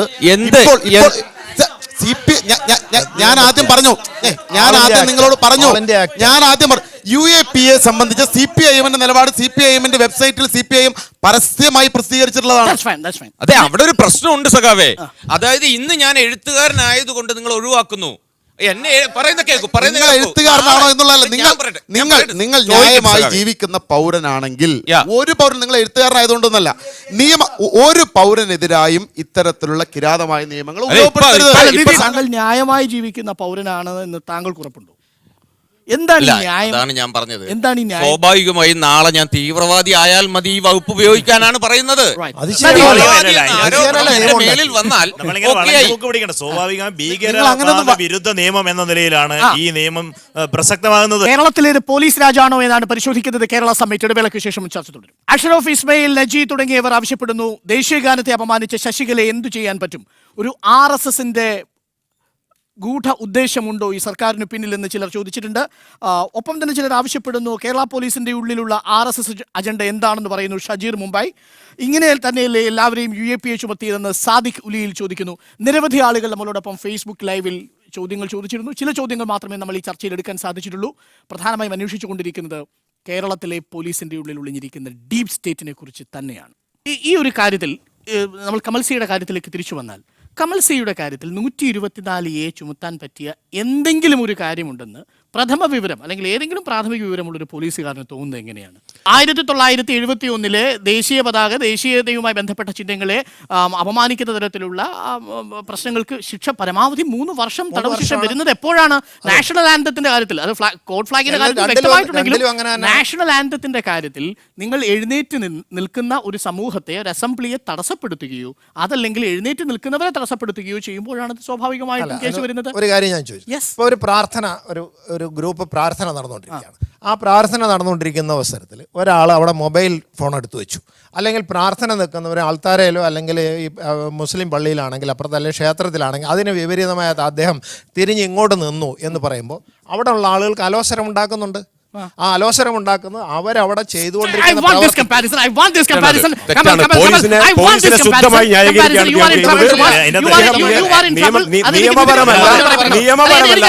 എനിക്കറിയേണ്ടത് ഇന്ത്യ ഒരു ക്ഷേത്രവും ഇന്ത്യ ഒരു പ്രാർത്ഥനാലയവും ഈ ദേശീയ ഗാനം എന്നുള്ളത് ഒരു പ്രാർത്ഥനാ ഗീതവുമായി താങ്കൾ കരുതുന്നുണ്ടോ? കരുതുന്നുണ്ടോ? ഞാൻ പറയാം, ഇവിടെ പ്രശ്നം ദേശീയഗാനം ചൊല്ലിയാലും ഒരാളെ കൊന്നാലും ചെറിയ പെറ്റി കേസ് ഉണ്ടായാലും പോലീസിന്റെ അപ്രോച്ചാ പ്രശ്നം. ആ ദേശീയഗാനം പാടുമ്പോൾ നമ്മൾ ചെയ്യേണ്ട കാര്യം എന്താണെന്ന് സാധാരണ രീതിയിൽ അംഗീകരിച്ചാണ്. ഫ്ലാഗ് കോഡുണ്ട്. എങ്ങനെയാണ് ഫ്ലാഗ്? ആന്തം കോഡ് ഇല്ല. ആന്തം കോഡ് ഇല്ല സാർ. ആന്തം കോഡ് ഇല്ല.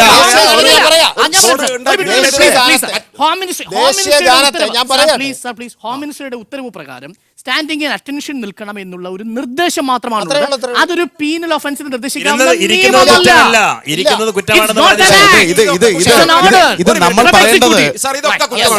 എല്ലാം കുറ്റമാണ്.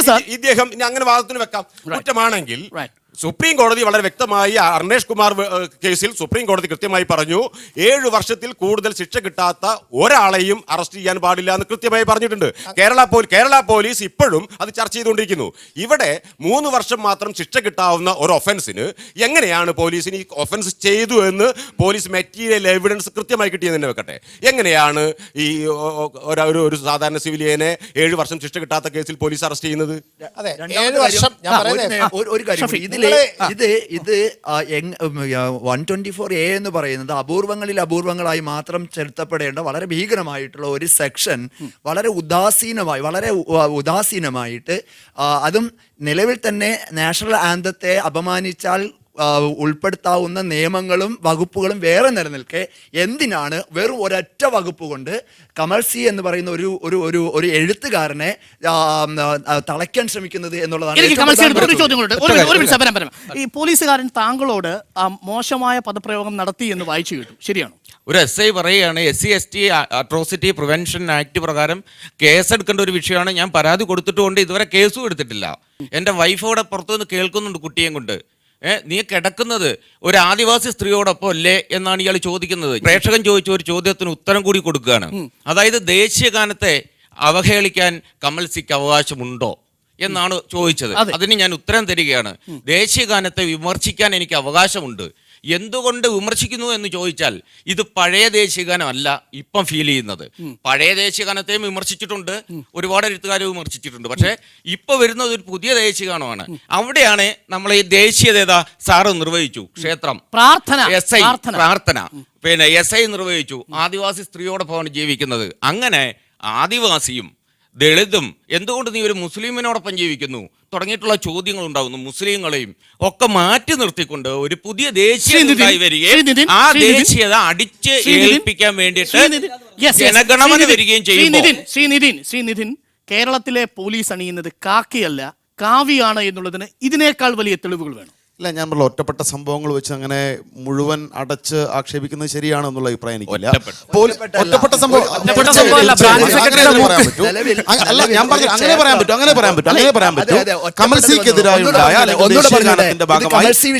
ഞാൻ പറഞ്ഞത് രാജാവത്തിൽ ദീപാവലിക്ക് ഓം എഴുതിയിട്ട് മുഴുവൻ വിളക്ക് കത്തിച്ച് പ്രാർത്ഥിക്കുന്ന പോലീസ് സ്റ്റേഷൻ ഇതാ ഇപ്പൊ പോലും ഫേസ്ബുക്കിൽ സജീവമായി ചർച്ചയിലുണ്ട്.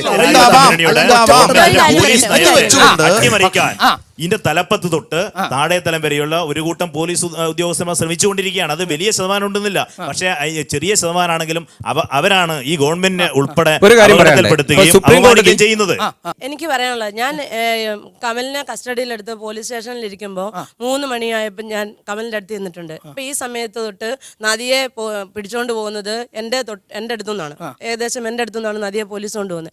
അപ്പോൾ ഈ വരെയുള്ള സമയത്ത് ഞാൻ അവരുടെ കൂടെ നിന്നിട്ട് ഞാൻ കണ്ടിട്ടുള്ളത് 3 മണിക്ക് പോലീസ് സ്റ്റേഷനിൽ ഇരിക്കുന്ന കമൽ ഞാൻ ചെല്ലുമ്പോൾ ഭയങ്കര അവശനായ അവസ്ഥയിലാണ്. ഞാൻ പോയി ചായ വാങ്ങിച്ചു കൊടുക്കുന്നു. ഇത് കഴിഞ്ഞിട്ട് പോലീസുകാരുടെ ആദ്യത്തെ അവസ്ഥയിൽ നിന്ന് അവരുടെ മൊത്തം ഒരു സ്വഭാവം മാറുന്നു. സന്ധ്യ ആയപ്പോഴത്തേനും വീണ്ടും കാണുന്നൊരു ഫേസ്ബുക്ക് പോസ്റ്റ് ഇതാണ്. സുദീപ് എന്ന് പറഞ്ഞു പിണറായി വിജയൻ്റെ മുഖ്യമന്ത്രിയുടെ പേഴ്സണൽ സെക്രട്ടറിയുടെ ഒരു പോസ്റ്റ് വരുന്നു. അതിനകത്ത് കമൽ വെറുതെ പോയി പോലീസ് സ്റ്റേഷനിൽ ഇരിക്കുകയാണ്.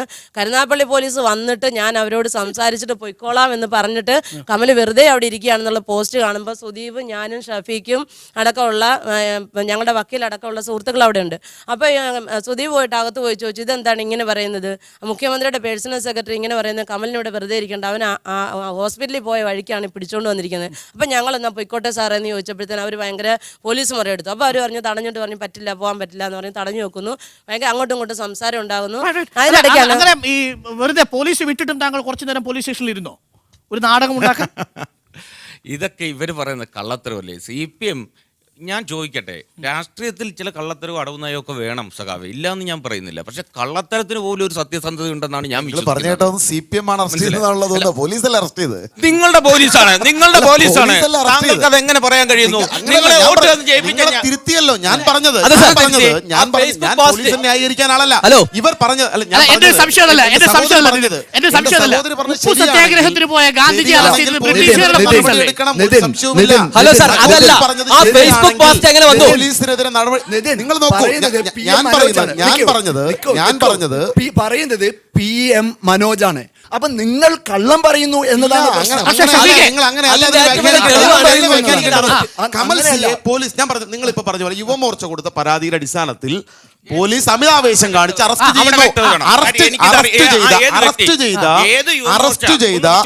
ചെയ്ത ഞാൻ പറഞ്ഞത് ഞാൻ മനസ്സിലാക്കിയ വിവരമാണ്. യുവമോർച്ചയോ മറ്റോ കൊടുത്ത പരാതിയുടെ അടിസ്ഥാനത്തിൽ ഇദ്ദേഹത്തെ പോലീസ് അറസ്റ്റ് ചെയ്ത ഇദ്ദേഹത്തിനെതിരെ എന്റെയും അറിവാണ്, ശരിയാകണമെന്നില്ല. അറസ്റ്റ് ചെയ്യുന്ന ആളെ ഗവൺമെന്റ് എന്ത് സമീപനം എടുത്ത് നിങ്ങൾ നോക്കൂ. ഈ സെക്ഷൻ ഇട്ട പോലീസിനെ ന്യായീകരിക്കുകയല്ല ചെയ്തത്, ആ സെക്ഷൻ ഇട്ട അദ്ദേഹത്തെ നിയമ നടപടികളിലേക്ക് കൊണ്ടുപോകല്ലേ ചെയ്തത്. ഈ വിഷയം ശ്രദ്ധയിൽപ്പെട്ട ഉടൻ കമൽ സി ചവറയെ നിയമം അനുവദിക്കുന്ന എല്ലാ അദ്ദേഹത്തിന് ആവശ്യമുള്ള അവകാശങ്ങളോടുകൂടി പുറത്തുവിടാൻ തീരുമാനിക്കുന്നത്. നിലനിൽക്കാത്ത ഒരു കേസിന്റെ മുകളിൽ ഒരു പൗരനെ അത്ര സമയം അദ്ദേഹത്തിന്റെ ഭരണഘടനാ അവകാശങ്ങൾ നിഷേധിച്ച പോലീസ് ഉദ്യോഗസ്ഥനെതിരെ എന്ത് നടപടിയെടുത്തു എന്ന് പറയണം. ഒറ്റ ചോദ്യം കൂടെ കേരളത്തിൽ ഇത്തരം ഭരണഘടനാ ലംഘനം നടത്തുന്ന പോലീസുകാർക്കെതിരെ നടപടി ഉണ്ടാവുന്നില്ല. ഒരു ഉദാഹരണം, പാലക്കാട് നിന്ന് നിതിൻ വരുന്നതുകൊണ്ട് പാലക്കാട് ഒരു എക്സാമ്പിൾ പറയാം. T. ശിവദാസ മേനോൻ എന്ന് പറയുന്ന CPM-ന്റെ മുതിർന്ന നേതാവ്, മുൻ മന്ത്രി, ജില്ലാ പോലീസ് സൂപ്രണ്ട് ഓഫീസിൽ നിതിൻ അന്നുണ്ട് അവിടെ ആ ഇൻസിഡന്റ് സമയത്ത്. തല അടിച്ച് പൊട്ടിച്ചൊരു ബേബി എന്ന് പറയുന്ന DYSP ഉണ്ടായിരുന്നു. അന്ന് നിയമവിരുദ്ധമായിട്ടാണ് ബേബി ശിവദാസ മേനോനെ കൈകാര്യം ചെയ്തത് എന്ന് നിതിൻ ഉൾപ്പെടെയുള്ള ആളുകൾ അന്ന് പ്രസംഗിച്ച ആളാണ്. എന്താണ് ബേബി എന്ന് പറയുന്ന DYSP എങ്ങനെയാണ് സർവീസിൽ നിന്ന് വിരമിച്ചത് എന്ന് പറയണം. മുഖ്യമന്ത്രിയായി ചുമതല ഏറ്റെടുത്ത് പോലീസിന്റെ രഹസ്യയോഗത്തിലല്ല, പോലീസിന്റെ വളരെ ഉത്തരവാദിത്തപ്പെട്ട യോഗത്തിൽ മുഖ്യമന്ത്രി ആ പോലീസുകാരെ മുഴുവൻ കേരളത്തിന്റെ പൊതുസമൂഹത്തോടാണ് പറഞ്ഞത്, കേരളത്തിലെ പോലീസിന്റെ ഭാഗത്ത് നിന്ന് പൊതുജനങ്ങളോട് ബലപ്രയോഗം ഉണ്ടാകുന്നതോ മൂന്നാം മുറയോ ഇതുവരെ പോലീസ് നടപ്പിലാക്കിയ തരത്തിലുള്ള മറ്റേതെങ്കിലും ന്യായവിരുദ്ധമായ സമ്മർദ്ദങ്ങളോ ഉണ്ടാകാൻ ഒരു കാരണവശാലും ഈ സർക്കാർ അനുവദിക്കില്ല.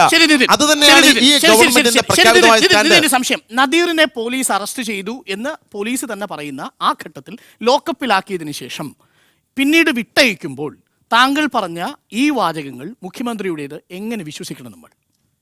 തീർച്ചയായും വിശ്വസിക്കണമല്ലോ. അതുകൊണ്ടാണല്ലോ നദീർ പുറത്തേക്ക് വന്നത്. പറഞ്ഞുവല്ലോ, UDF സർക്കാരിന്റെ കാലത്ത് മാർച്ച് മാസത്തിൽ ഇവിടെ നേരത്തെ റിട്ടയർഡ് SP നമ്മളോട് സൂചിപ്പിച്ചു കഴിഞ്ഞു. അന്ന് രേഖപ്പെടുത്തിയ ഒരു കേസിൽ UAPA ഉൾപ്പെടെയുള്ള ചാർജുകൾ ഫ്രെയിം ചെയ്ത് വെച്ച് കണ്ടാൽ അറിയുന്ന ആൾ എന്ന് സംശയത്തിന്റെ പുറത്താണ് അറസ്റ്റ് ചെയ്തതെന്നാണ് നദീർ തന്നെ പറഞ്ഞത്. ഈ സർക്കാർ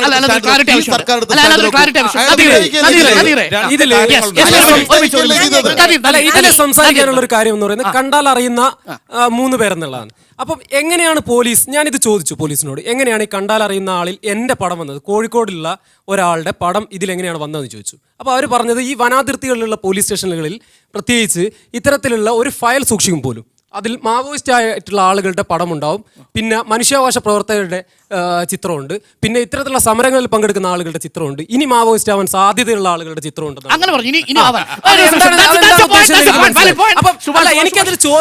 എനിക്ക് ചോദിക്കാനുള്ള ഒരു കാര്യം, എന്റെ ചിത്രം ഉൾപ്പെടെ കേരളത്തിൽ ഇത്തരത്തിലുള്ള മനുഷ്യാവകാശ പ്രശ്നങ്ങളിൽ ഇടപെട്ട അല്ലെങ്കിൽ വ്യവസ്ഥാപിത പാർട്ടികൾക്ക് പുറത്തു നിന്നുകൊണ്ട് ജനകീയ വിഷയങ്ങളിൽ ഇടപെട്ടിട്ടുള്ള ആളുകളുടെ ചിത്രം എടുക്കുകയും ഈ നമ്മൾ മനസ്സിലാക്കേണ്ട മറ്റൊരു കാര്യം എന്ന് പറയുന്നത് ഇത്തരത്തിൽ വനങ്ങളിൽ ഉണ്ടാകുന്ന അല്ലെങ്കിൽ ഈ കോളനികൾ ഉണ്ടാകുന്ന ഒരു പ്രശ്നം എന്ന് പറയുന്നത് ഇവർ ഏറ്റവും കൂടുതൽ ദുരിതം അനുഭവിക്കുന്ന 2 ആളുകളിൽ നിന്നാണ്.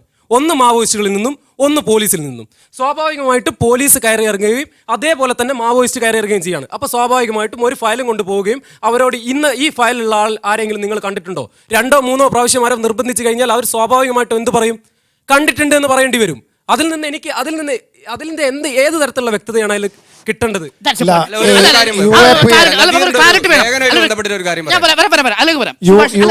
UAPA നിയമത്തിൽ ഇദ്ദേഹം പറഞ്ഞ ശരിയാണോ? അദ്ദേഹം പറഞ്ഞ അങ്ങനെ ഒരു ഫയൽ ഉണ്ടോ? ഉണ്ട്. പോലീസ് ഇതേമാതിരിയുള്ള എക്സ്ട്രീമിസ്റ്റ് ആക്ടിവിറ്റീസിനോ ഒക്കെയുള്ള ആളുകളെ പോലീസ് രഹസ്യമായി സൂക്ഷിക്കുന്ന ഒരു ഫയൽ ഉണ്ടാവും.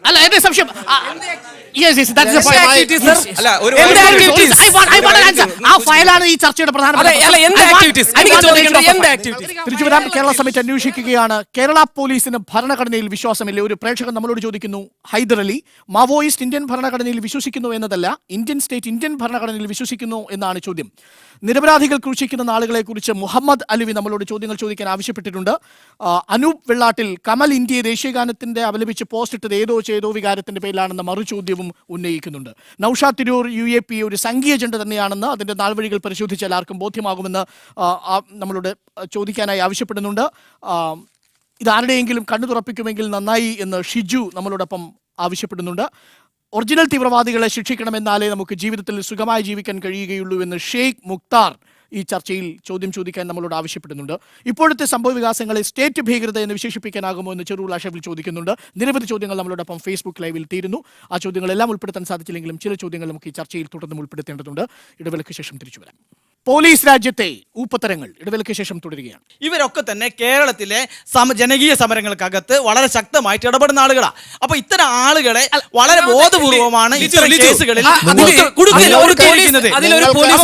വളരെ ആസൂത്രിതമായ ഒരു നീക്കമാണ്. പോലീസ് ഉദ്യോഗസ്ഥൻ ഈ കോളനിയിൽ ഐഡന്റിഫൈ ചെയ്ത ഫോട്ടോ ഒരു സമരത്തിലും പങ്കെടുത്തപ്പോ എടുത്ത ഫോട്ടോ അല്ല, ഞാൻ ഫേസ്ബുക്കിൽ പ്രൊഫൈൽ പിക്കാ കിട്ടി വെച്ച ഫോട്ടോ ആണ്. അല്ലാതെ ഞാൻ ഒരു സമരത്തിലും പോയ പടമല്ല. എനിക്ക് കാണിച്ചു തന്നു, ആ ചിത്രം എനിക്ക് കാണിച്ചു തന്നു.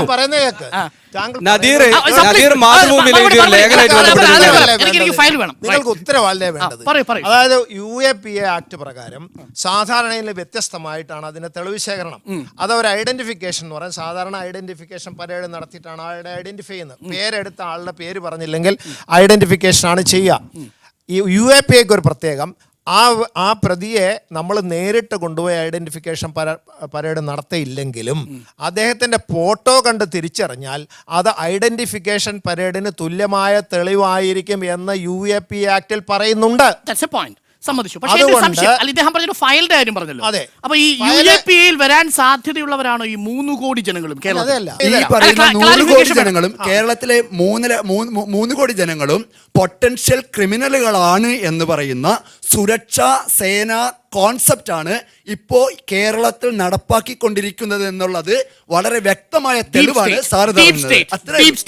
അതൊക്കെ അർത്ഥശൂന്യമായ ഈ ചർച്ച വെളിപ്പെടുത്തുന്ന ഏറ്റവും ഭീതിദായകമായ ഒരു കാര്യം ഇത്തരത്തിലുള്ള ഡോസിയറുകൾ എന്നാണല്ലോ പണ്ട് നമ്മൾ ആ ഡോസിയറുകൾ ഇപ്പോഴും കമ്മ്യൂണിസ്റ്റ് ഭരണത്തിന്റെ കീഴിലും ഒരു കുഴപ്പവുമില്ലാതെ അത് കമ്മ്യൂണിസ്റ്റ് ഭരണോ കോൺഗ്രസ് ഭരണോ അല്ലെങ്കിൽ BJP ഭരണോ ഒന്നും അല്ല ഇവിടെ. ഞങ്ങളുടെ കേരള പോലീസ് അല്ല പറയുന്നത് നിങ്ങൾക്ക്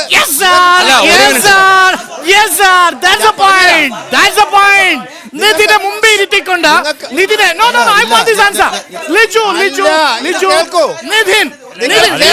നിതിൻ പറയണം, എനിക്ക് മറുപടി നിതിൻ പറയണം. സുഭാഷ് ചർച്ച നമ്മൾ ഇവിടെ ഒറ്റ കാര്യം കൂടെ പറഞ്ഞോട്ടെ സാർ. ഒറ്റ കാര്യം കൂടെ പറഞ്ഞോട്ടെ.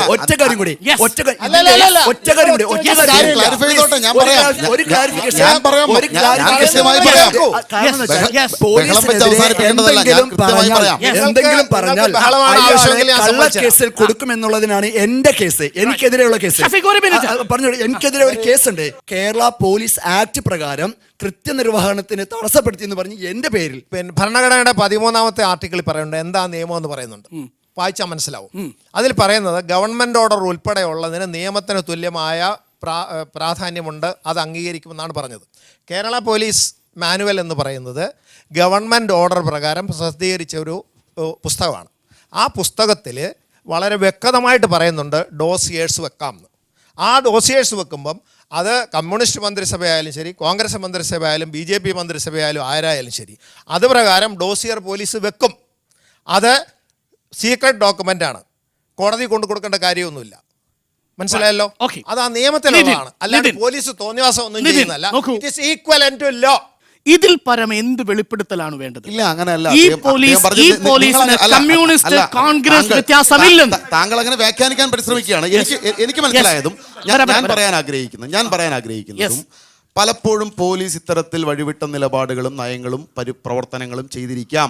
അതിനെ എങ്ങനെ ഒരു ഗവൺമെന്റ്, ആ ഗവൺമെന്റിന് നേതൃത്വം കൊടുക്കുന്ന രാഷ്ട്രീയ പ്രസ്ഥാനം അതിന്റെ മുന്നണി സ്വീകരിക്കുന്നു എന്നുള്ളതാണ് പ്രശ്നം. പോലീസ് ഇതായിരിക്കും എന്ന് പറയുമ്പോൾ അങ്ങനെ ഉണ്ടാവില്ല എന്ന് പറഞ്ഞല്ലോ. അങ്ങനെ ഉണ്ടാകില്ല എന്ന് അങ്ങനെയുള്ളവർ സേനയിൽ ഉണ്ടാവില്ല എന്ന് പറഞ്ഞ മുഖ്യമന്ത്രിയുണ്ട്. ഈ ചർച്ചകളെല്ലാം 2-3 ഇൻസിഡന്റ് മാത്രം എന്തിനാണ് നിങ്ങൾ കേന്ദ്രീകരിക്കുന്നത്? UAPയെ കഴിഞ്ഞ 5 വർഷത്തിനിടയിൽ ആർക്കെല്ലാം എതിരായി ചുമത്തി? നമ്മൾ അന്ന് ചുമത്തുന്നതിന് എതിരായിരുന്നു. രാഷ്ട്രീയ പ്രവർത്തകർക്ക് നേരെ പോലും ചുമത്തിയ സമീപനമുണ്ട്. നിങ്ങളുടെ ചോദ്യത്തിന്റെ പൊരുൾ എനിക്കറിയാം. ആര് ചുമത്തിയാലും ഇങ്ങനെ ചുമത്താൻ പാടില്ല എന്നുള്ള അഭിപ്രായം. ആ ചർച്ചകളിലേക്ക് നമ്മൾ കൊണ്ടുപോകണം. ഈ 6 മാസം മാത്രമാണ് പോലീസ് ഇങ്ങനെ പെരുമാറുന്നത്. അങ്ങനെയല്ലേ ചർച്ച ചെയ്യേണ്ടത്? പലപ്പോഴും നമുക്കുണ്ടാകുന്ന പരാജയം, ഒന്ന് പറഞ്ഞ് ക്ലിയർ ആയിട്ട്, പലപ്പോഴും നമുക്കുണ്ടാകുന്ന പരാജയം ഈ തെറ്റ് ചെയ്യുന്ന പോലീസുകാർക്കെതിരെ നടപടി പ്രഖ്യാപിക്കപ്പെടുകയല്ലാതെ കേവലമായ സ്ഥലം മാറ്റം, സസ്പെൻഷൻ, അത് മാത്രം പോരാ. ഡിസ്മിസ് ഉൾപ്പെടെ ഉള്ള നടപടികൾ വേണം. അവരവിടെ സർവീസ് നിന്ന് പുറത്താക്കണം. അങ്ങനെയുള്ള പറയട്ടെ ശക്തമായ നടപടി വേണം. അങ്ങനെ മാത്രമേ കേരള പോലീസിനെ ശുദ്ധീകരിക്കാൻ വേണ്ടി പറ്റൂ. പോലീസ് 6 മാസക്കാലത്ത് മാത്രമാണ് കേരളത്തിൽ ഇങ്ങനെ പെരുമാറിക്കൊണ്ടിരിക്കുന്നത് പറയേണ്ട. അങ്ങനെ പറയുന്നത് രാഷ്ട്രീയമായ മുതലെടുപ്പ് മാത്രമാണ്. പോലീസിനെ ശുദ്ധീകരിക്കലാണ്.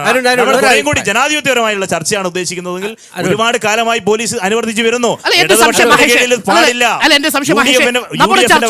നമ്മുടെ ചർച്ചയിലെ ഏറ്റവും പ്രധാനപ്പെട്ട ഒരു പോയിന്റ് ശ്രീ സുഭാഷ് വെളിപ്പെടുത്തിയതാണ്. അതായത് പോലീസിന് ഏതു പാർട്ടി ഭരിക്കുന്നുവെന്നില്ല, അത് പോലീസിന്റെ സംവിധാനമാണ്. ആ പോലീസിന്റെ സംവിധാനമാണ് നേരത്തെ ഷഫീഖ് സൂചിപ്പിച്ച സുരക്ഷാ സംവിധാനങ്ങളുള്ള കേരളത്തിന്റെ നിയമവ്യവസ്ഥയ്ക്ക് അനുസരിച്ച് പ്രവർത്തിക്കേണ്ടതാണ്. പക്ഷെ അത് ജനവിരുദ്ധവും ജനാധിപത്യ വിരുദ്ധവുമാകുമ്പോഴാണ് നമ്മൾ ചർച്ച ചെയ്യേണ്ടത്. എന്റെ സംശയമല്ല, ഇടതുപക്ഷത്തിന് കോൺഗ്രസിന്റെ ഇതിൽ നിന്ന് വ്യത്യസ്തമായി പോലീസിനെ മാറ്റാൻ സാധിക്കുമോ? ഉണ്ടെന്ന് പ്രഖ്യാപിച്ചിട്ടുണ്ട് ഗവൺമെന്റ്.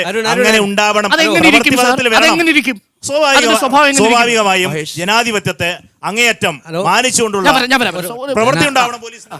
നിങ്ങളിവിടെ ഈ സൂചിപ്പിച്ച പോലീസിന്റെ മത, ജാതി പക്ഷപാതിത്വങ്ങളൊക്കെ തന്നെ അത് എത്രയോ കാലമായിട്ട് നിലനിൽക്കുന്നതാണ് പോലീസിലെ ഒരു ന്യൂനപക്ഷത്തിൽ. ഞാനൊക്കെ അതിൻ്റെ ഇരയായി, കേരളത്തിൽ മാത്രമല്ല കേരളത്തിന് പുറത്തും ഇതിൻ്റെ ഇരയായിട്ടുണ്ട്. അങ്ങനെ നോക്കുമ്പോൾ കേരളത്തിലെ പോലീസായിരുന്നു എൻ്റെ അഭിപ്രായത്തിൽ, ഞാൻ മർദ്ദനങ്ങൾ നിരവധി ഏറ്റ ആളെന്നുള്ള അഭിപ്രായത്തിൽ ഇത് ഏറ്റവും കുറവുള്ള പോലീസ് കേരളത്തിലെ പോലീസായിരുന്നു. ഈ അവസ്ഥയിൽ നിന്ന് ഇപ്പോൾ ഉണ്ടായിട്ടുള്ള മാറ്റം, അല്ലെങ്കിൽ ഇപ്പോൾ പുതിയ പ്രിമൈസ് എന്ന് പറയുന്നത് UAPA നിയമമാണ്. ആ UAPA നിയമം പോലീസിൻ്റെ ഉള്ളിലുണ്ടായിരുന്ന എല്ലാ തരത്തിലുള്ള തകരാറുകളെയും അഗ്രവേറ്റ് ചെയ്യുന്ന വിധത്തിൽ UAPA നിയമം പോലീസിന് ഒരു മിനിറ്റ് പറയട്ടെ, പോലീസിന് ഒരുപാട് അധികാരങ്ങൾ കൊടുത്തു. ഈ അധികാരത്തിൻ്റെ അടിസ്ഥാനം എന്താണെന്ന് വെച്ചാൽ, ഇപ്പോൾ UAPA പ്രകാരം കുറ്റം ചാർത്തപ്പെടുന്ന ആള് ബേർഡൻ ഓഫ് പ്രൂഫ് അയാളതാണ്, പോലീസിൻ്റെ പ്രോസിക്യൂഷൻ്റെതല്ല. നിങ്ങളെ മുകളിൽ UAPA കുറ്റം ആരോപിച്ചാൽ ആ ആരോപിക്കപ്പെട്ട കുറ്റത്തിൽ നിന്ന് കുറ്റക്കാരനല്ല നിങ്ങളെന്ന് തെളിയിക്കാനുള്ള ഉത്തരവാദിത്തം നിങ്ങളുടേതാണ്, പോലീസിൻ്റെതല്ല. അതായത് ഒന്നുകൂടി വ്യക്തമാക്കിയാൽ, നദീറിന്റെ പുറത്ത് UAPA ചുമത്താതിരിക്കണമെങ്കിൽ നദീറാണ് തെളിയിക്കേണ്ടത്. തീർച്ചയായിട്ടും അതാണ് നിയമം, അതാണ് ഈ UAPA നിയമത്തിന്റെ പ്രശ്നം. ഞാൻ അവിടെ നിന്ന് ഞാൻ നേരത്തെ പറഞ്ഞതുപോലെ തന്നെ ഞാൻ ആറളത്ത് പോയിട്ടില്ല എന്ന് DYSPയോടും കേസ് അന്വേഷിച്ച് SIയോടും CI ഉണ്ട് എല്ലാവരോടും പറയുകയാണ്. ഞാൻ അവരോട് തന്നെ ചോദിച്ചു, നിങ്ങൾക്ക് നിങ്ങളുടെ സാങ്കേതിക സംവിധാനങ്ങൾ, വലിയ രീതിയിലുള്ള സാങ്കേതിക സംവിധാനങ്ങളുണ്ട്, എൻ്റെ മൊബൈൽ എവിടെയായിരുന്നു നിങ്ങൾക്ക് ലൊക്കേറ്റ് ചെയ്യാം, അല്ലെങ്കിൽ അത് ഫൈൻഡ് ചെയ്യാം. എൻ്റെ IP അഡ്രസ് ഉപയോഗിച്ചുകൊണ്ട് ഞാൻ എവിടെ നിന്നും ഫേസ്ബുക്ക് ഉപയോഗിച്ച് നോക്കാം, അല്ലെങ്കിൽ നിങ്ങൾ അത് തെളിയിക്കാനുള്ള അവസരം എനിക്ക് തരുമെന്ന് ഞാൻ അദ്ദേഹത്തോട് പറഞ്ഞു. ഞാൻ എന്ത് ചെയ്യും? എന്താ പ്രശ്നം എന്ന് വെച്ചാൽ, ഇപ്പോൾ ഈ പോലീസ് ഉദ്യോഗസ്ഥനെ സംബന്ധിച്ചിടത്തോളം UAPA നിയമത്തിൽ വളരെ കൃത്യമായ ചില സ്റ്റിപ്പുലേഷൻസ് ഉണ്ട്. ഇപ്പോൾ ഈ എവിഡൻസ് എന്ന് പറയുന്നത് കൃത്യമായ എവിഡൻസ് ആയിരിക്കണമെന്നാണ് നിയമം പറയുന്നത്. മാത്രമല്ല UAPA ചുമത്തുന്നതിന് മുമ്പ് സ്ക്രീനിങ് കമ്മിറ്റി വഴി പോകണം എന്നൊക്കെയാണ് പറയുന്നത്. അങ്ങനെയൊന്നും ആരും ചെയ്യാറില്ല.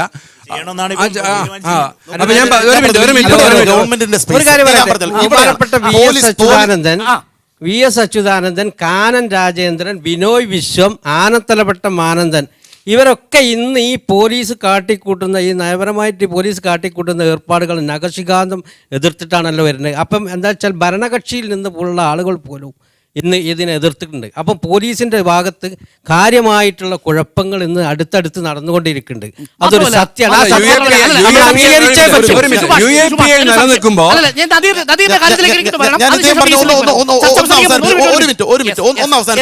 ഗവൺമെന്റ് ഇടപെടുന്നു. ഇദ്ദേഹം പറഞ്ഞു പോലീസ് ചെയ്യുന്ന നിയമ ബലപ്രയോഗത്തിനെതിരായി ഗവൺമെന്റ് എന്ത് സ്റ്റാൻഡ് എടുക്കുന്നു? ഗവൺമെന്റ് തീർച്ചയായും പിണറായി വിജയൻ കഴിഞ്ഞ ജൂലൈ 16 ഡൽഹിയിൽ വെച്ചിട്ട് സംസ്ഥാന മുഖ്യമന്ത്രിമാരുടെ സമ്മേളനത്തിൽ ഒരു പ്രസംഗം നടത്തിയിട്ടുണ്ട്. അത് പ്രസിദ്ധീകരിച്ചിരിക്കുന്നത് CPIM.org എന്ന് പറയുന്ന നിങ്ങളുടെ സൈറ്റിലാണ്.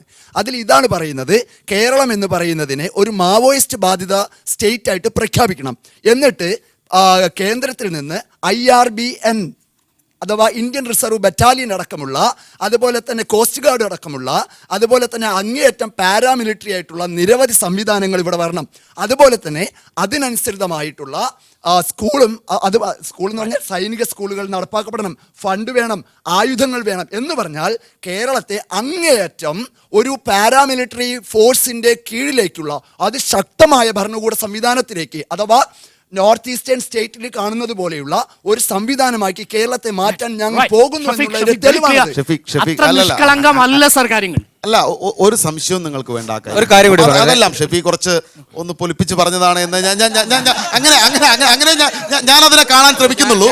എന്തുകൊണ്ടെന്നാൽ ഇടതുപക്ഷ ജനാധിപത്യ മുന്നണി അതിന്റെ പോലീസ് നയം എന്ത് എന്നും എങ്ങനെയാകണം പോലീസ് ജനങ്ങളോട് ഇടപെടേണ്ടത് എന്നും അതിനെങ്ങനെയാണ് ഗവൺമെന്റ് നേതൃത്വം കൊടുക്കുക എന്നും സമീപകാലത്ത് തന്നെ തെളിയിച്ചിട്ടുണ്ട്. നേരത്തെ ഇവിടെ മഹേഷും എല്ലാം ചൂണ്ടിക്കാണിച്ചതുപോലെ UAPA നിലനിൽക്കുന്നിടത്തോളം കാലം ഗവൺമെന്റിന് ഇതിൽ ഇടപെടാനുള്ള സ്പേസ് വളരെ പരിമിതമാണ്. ഇതാണ് ഒരു പ്രധാനപ്പെട്ട വിഷയം. അതുകൊണ്ട് UAPAയും പോലീസിന്റെ ഭാഗത്തു നിന്നുണ്ടാകുന്ന അനിയന്ത്രിതമായ ബലപ്രയോഗത്തെയും തടയണമെങ്കിൽ UAPAക്കെതിരെ ശക്തമായ ബഹുജന മുന്നേറ്റങ്ങൾ ഉണ്ടാവണം. അതുണ്ടായാൽ മാത്രമല്ല ഗവൺമെന്റ് ഇതൊക്കെ ചെയ്യുമെന്ന് പറഞ്ഞിട്ട് രാഷ്ട്രീയ എതിരാളികൾക്കെതിരായോ രാഷ്ട്രീയ വിരോധം വെച്ചോ ഇച്ഛിക്കുന്നുണ്ടെങ്കിൽ അതിനെ ചെറുക്കണം എന്നാ പറയുന്നത്. ഇതിനെല്ലാം ഒരു പിണറായി വിരുദ്ധതയിൽ കൊണ്ട് കെട്ടലാണ് നിങ്ങളുടെ ഉദ്ദേശം. അതാണ് ഇവിടെ ചർച്ച. അദ്ദേഹത്തിന്റെ ക്ഷോഭം ഒരു നദീർ പിണറായി ഒരു കാര്യം കൂടി പിണറായി പറയാം. നമ്മൾ ചർച്ച നടത്തേണ്ട അതിലല്ല. നമ്മൾ ചർച്ച നടത്തേണ്ട അതിലല്ല. അല്ല ശ്രീനിധിൻ, ഈ കാര്യങ്ങളെല്ലാം എന്തുകൊണ്ടാണ് ഭരണപരിഷ്കാര കമ്മിറ്റി ചെയർമാനെ ബോധ്യപ്പെടുത്താൻ കഴിയാതെ പോയത് ശ്രീ VS-നെ? VS-നെ ബോധ്യപ്പെടുത്താൻ കഴിഞ്ഞില്ല എന്ന് ആര് പറയുന്നു? അത് VS-ന്റെ താങ്കളുടെ അഭിപ്രായമാണ്. അല്ല സർ, താങ്കളുടെ അല്ല അഭിപ്രായമാണ്. സർ, ഞാൻ VS-ന്റെ നോട്ട് വായിക്കാം. വായിച്ചോളൂ. VS-ന്റെ നോട്ട് വായിക്കാം. വായിച്ചോളൂ. VS എന്താ പറഞ്ഞത് എന്താ? കമൽസിയെ കുറിച്ച് എഴുതിയ VS-ന്റെ നോട്ടിൽ പറയുന്ന ഒരു വായിച്ചോളൂ, വാചകമുണ്ട്. എന്താണെന്നറിയോ? വായിച്ചോളൂ. ഫാസിസ്റ്റ് സ്വഭാവത്തിലേക്ക് ഭരണകൂടങ്ങൾ പോകുന്നത് സംശയിച്ചാൽ അവരെ കുറ്റം പറയാനാവില്ല. എന്താണ് അതിൽ പെശകെന്താണ്? പെശകില്ലേ? അല്ല, പെശകില്ലേ? പെശകെന്താണ്? പറയൂ. ഇതല്ലേ വലിയ പെശക്? അല്ല, ഞാൻ ഇതിലും വലിയ പെശക് എന്താണ്? നിങ്ങൾ പറയൂ. ഇതേ പറഞ്ഞ അഭിപ്രായം Yes. ഇതേ പറഞ്ഞ അഭിപ്രായം CPIM-ന്റെ സംസ്ഥാന സെക്രട്ടറി കേരളത്തിൽ പറഞ്ഞു, VS പറഞ്ഞു, നിങ്ങൾ പറഞ്ഞു. നേരത്തെ ഒരുപാട് ആളുകളുടെ പേരുകൾ നമ്മുടെ ഭരണകൂടം, ഞാൻ പറഞ്ഞല്ലോ, ഭരണകൂടത്തെ അല്ല. അല്ല, ഭരണകൂടം ഇപ്പോൾ ഇവിടെ നിയന്ത്രിക്കുന്നത് ആരാണ്? നമ്മുടെ സംസ്ഥാന ഭരണകൂടത്തെ. നിങ്ങൾ ഈ ഭരണകൂടം എന്നുള്ള പദത്തെ ഒന്നും അങ്ങനെ ഉപയോഗിച്ചു പോകണ്ട. ഇപ്പൊ സംസ്ഥാന ഭരണം പിണറായി ഇന്നലെ പറഞ്ഞത്. ഭരണകൂടം എന്ന പദപ്രയോഗം നടത്തുന്നത് ശരിയല്ല. അതുകൊണ്ട് ഞാൻ പറഞ്ഞു, അതിലേക്ക് ഞാൻ ഇപ്പോൾ ചർച്ച കൊണ്ടുപോകാൻ ഉദ്ദേശിക്കുന്നില്ല. ഭരണം നടത്തുന്നത് ഇടതുപക്ഷ ജനാധിപത്യ മുന്നണിയാണ്. ഇടതുപക്ഷ ജനാധിപത്യ മുന്നണിക്ക് ഭരണകൂടം എന്ന് പറയുന്നത് ശരിയല്ല. അതുകൊണ്ട് ഞാൻ അല്ല, ഈ ശൂന്യാകാശത്തല്ലല്ലോ ഭരണം നടക്കുന്നത്. അത് ഭരണകൂടത്തിന്റെ പുറത്ത് നടക്കുന്ന ഭരണമാണല്ലോ. നിതിൻ ഇന്നലെ പറഞ്ഞ പിണറായി പറഞ്ഞ പ്രസ്താവന ശ്രദ്ധിച്ചോ? നിതിൻ ഇന്നലെ പിണറായി പറഞ്ഞ പ്രസ്താവന പത്രത്തിൽ വന്ന് ശ്രദ്ധിച്ചിട്ടുണ്ടോ എന്ന് കരുതുന്നു. അതായത് തീവ്രവാദികൾക്കെതിരെ UAPA ചുമത്തൽ സ്വാഭാവികമാണെന്ന്. അപ്പോൾ എങ്ങനെയാണ് ശംസുദ്ദീൻ പാലത്ത് തീവ്രവാദിയാവുന്നതും ശശികല ടീച്ചർ തീവ്രവാദി അല്ലാതാവുന്നതും? സിറാജുന്നീസ എന്ന് പറയുന്ന പെൺകുട്ടിയെ ശ്രീവാസ്തവ വെടിവെച്ച് കൊന്നതിൻ്റെ 25ാം വാർഷികമാണ് ഈ ഡിസംബർ. കൃത്യമായിട്ട് പറയൂ, എന്ത് നയനിലപാടുകളാണ് നിങ്ങൾ പോലീസിനെ മാറ്റാൻ വേണ്ടി സ്വീകരിച്ചു കൊണ്ടിരിക്കുന്നത് എന്ന് പറഞ്ഞാൽ അതിന് കൃത്യമായ ഉത്തരമായി മാറി. ഞാൻ പറഞ്ഞല്ലോ, ഗവൺമെന്റ് പറഞ്ഞു UAPA രാഷ്ട്രീയ വിരോധം വെച്ചുകൊണ്ടോ രാഷ്ട്രീയ എതിരാളികൾക്കെതിരായോ ആശയപ്രചരണം നടക്കുന്നവർക്കെതിരായോ എടുക്കരുത് എന്ന നിലപാട് ഈ സർക്കാരിനുണ്ട്. ആ നിലപാടുണ്ട്. പ്രഖ്യാപിത നിലപാടാണ്. അല്ല, ഞാൻ പറഞ്ഞു, തീവ്രവാദികൾക്കെതിരെ എടുക്കാം. തീവ്രവാദികളെ ആരാണ് നിശ്ചയിക്കുന്നത്? പാർട്ടിയുടെ കേന്ദ്ര കമ്മിറ്റിയാണോ ഈ തീവ്രവാദിയെ നിശ്ചയിക്കുന്നത്? തീവ്രവാദി എന്ന് പറയുന്ന വാക്കിനെ ആരാണ് നിർവചിക്കുന്നത്?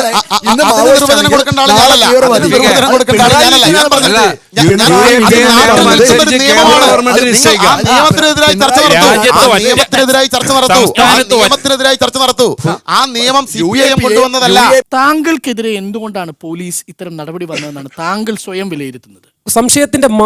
സംശയത്താൽ മാത്രം കസ്റ്റഡിയിലാക്കപ്പെട്ട് ഇത്തരത്തിൽ പീഡിപ്പിക്കപ്പെട്ട നിരവധി സുഹൃത്തുക്കൾ എനിക്കുണ്ട്.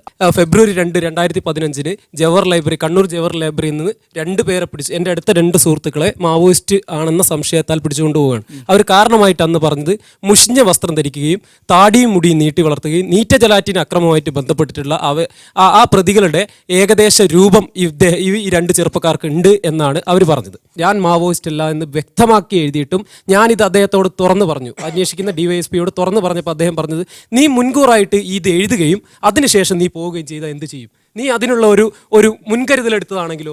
അല്ല, ആ തരത്തിൽ നീ അതുമല്ല, നീ പുറത്തിറങ്ങിക്കഴിഞ്ഞാൽ തീർച്ചയായിട്ടും പറയും എന്താണ്, നീ ആർട്ടിക്കിളിലൂടെ വ്യക്തമായിട്ട് നീ മാവോയിസ്റ്റ് അല്ല എന്ന് പ്രഖ്യാപിക്കുകയും നീ എന്നിട്ട് ഇത്തരത്തിലുള്ള കേസുകളിൽ പെടുകയും, അപ്പം തീർച്ചയായിട്ടും പ്രശ്നത്തിലേക്ക് വരിക പോലീസ് ഡിപ്പാർട്ട്മെന്റ് ആണ്. സംശയം ഇതാണ്. നോക്കൂ, ഇതേ സ്വഭാവങ്ങൾ നമ്മൾ ചർച്ചയുടെ തുടക്കത്തിൽ പറഞ്ഞതാ. കാർൽ മാർക്സിനെ UAPA ചുമത്താതിരിക്കാൻ എന്ത് കാരണമാണുള്ളത്? ഇപ്പൊ ഇല്ലല്ലോ, അദ്ദേഹം ജീവനോടെ